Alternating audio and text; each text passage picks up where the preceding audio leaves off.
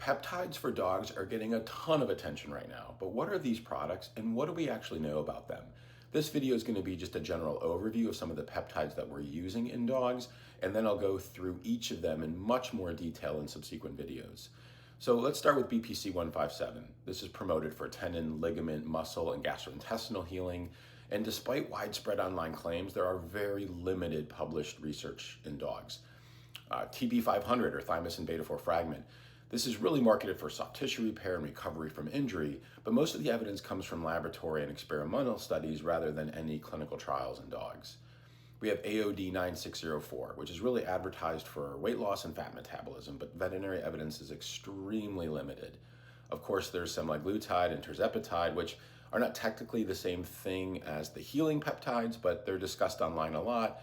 These are peptide-based medications, and a lot of interest is growing for obesity management in dogs, though again, veterinary research is still emerging. And then we have growth hormone releasing peptides like CJC1295 and ipamorelin, and these are promoted for muscle growth, recovery, anti-aging. Again, very little evidence supporting routine use in dogs. And the last one we'll check on is thymosin alpha-1, which is really studied for immune system effects in certain infectious or inflammatory conditions. Again, very limited veterinary data. Many peptide products are being used far ahead of the available evidence, and for most orthopedic conditions, we still have much stronger evidence for traditional management.